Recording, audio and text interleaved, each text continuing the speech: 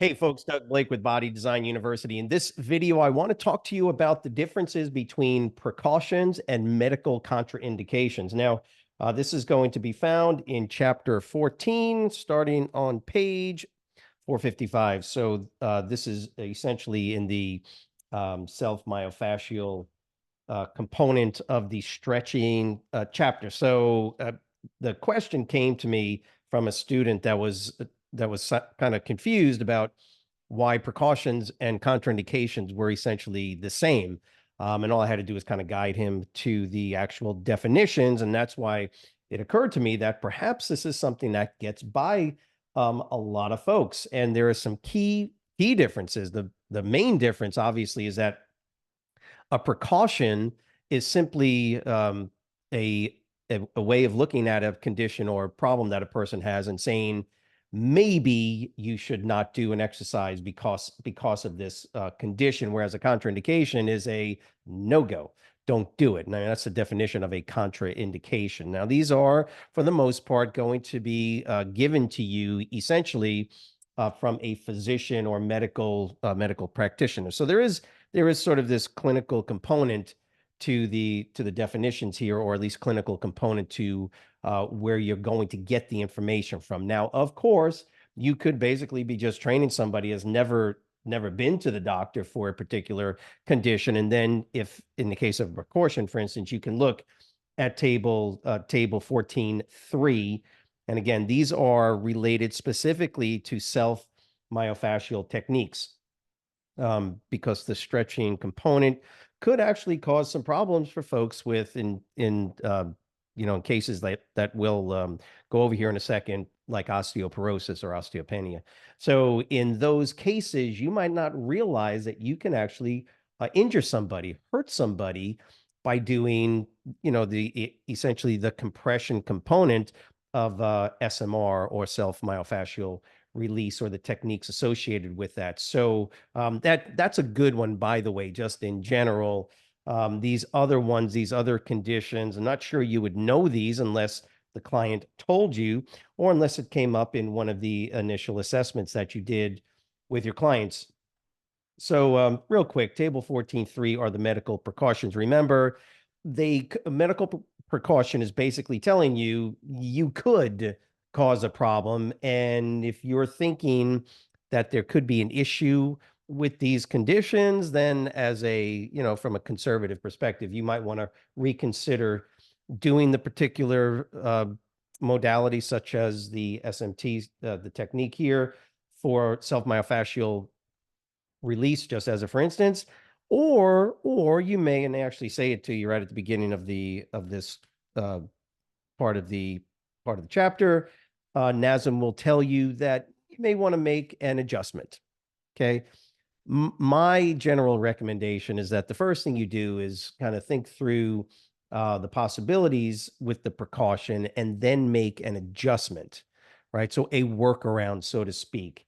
It could be that, you would like to do self-myofascial release. You'd like to do something like that because from a training perspective that it would help with relaxing the muscle, allowing for elongation, but you just don't want to take the chance. Your client doesn't have full-blown osteoporosis, but there is some concern that they may have the precursor to that osteopenia. And then why would you do it when basically all you'd have to do is some basic stretching with the individual? So you would kind of swivel and pivot and say, is it really that important to do self-myofascial techniques?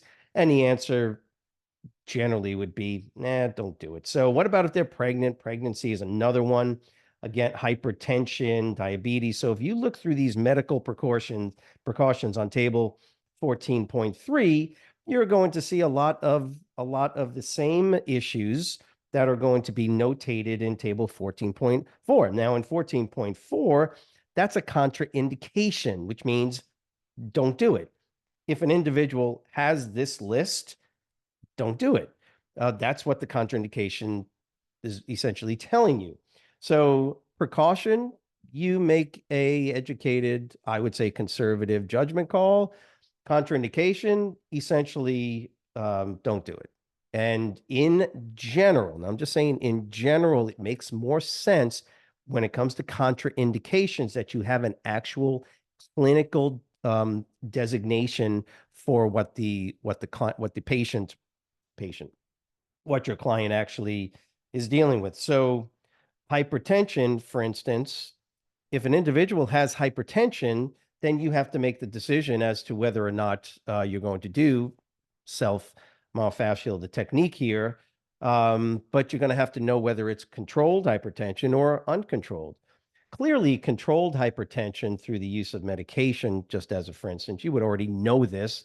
And if it's controlled and their blood pressure is within normal range because of the meds that they're using, then sure, the SMT generally would not be an issue. I don't think that would be a concern unless they are having an issue at that time. And generally, I'm not taking clients' blood pressures every time they train. These are things that you have to make an educated, conservative decision about. If it's uncontrolled hypertension, well, how would you know that? Well, they're not taking their meds. That's basically the point. Keep in mind the use of the term hypertension is a clinically diagnosed condition.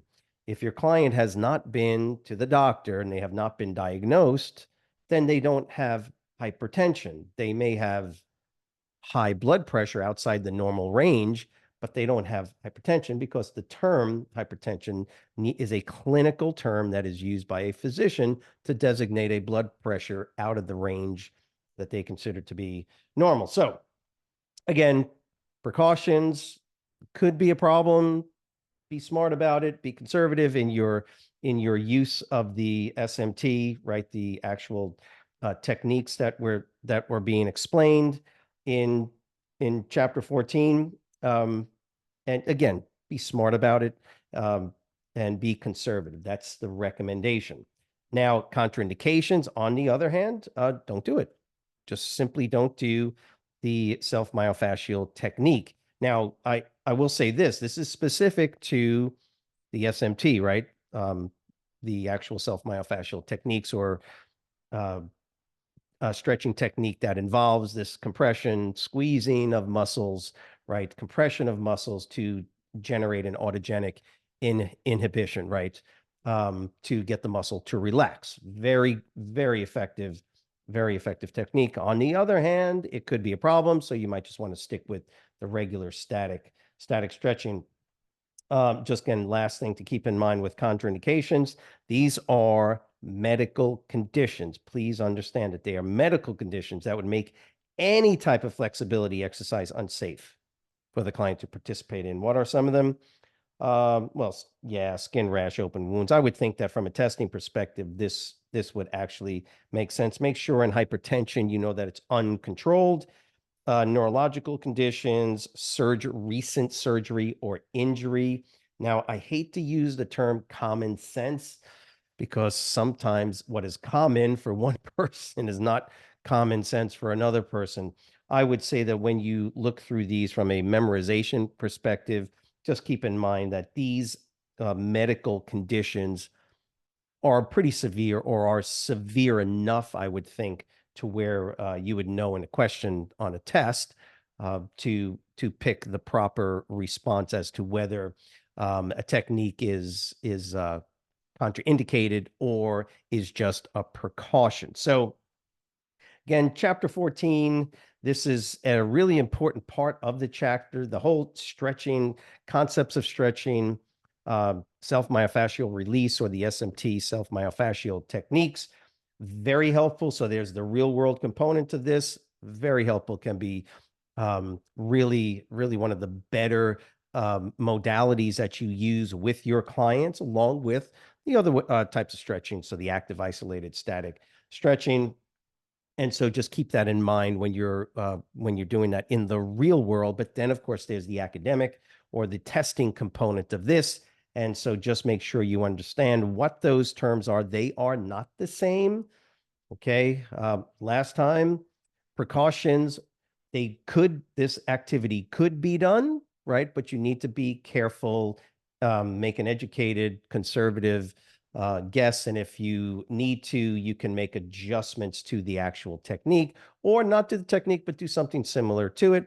Contraindications, no go. Okay. So if you have any questions, please leave them, or comments, leave them in the comment box below. If you want to become a certified and qualified personal trainer, please click on the link in the description box as well. Give us a thumbs up, give us a like, make sure that you subscribe to the channel as well. And if you have any questions, please let us know. Have a great week. See you.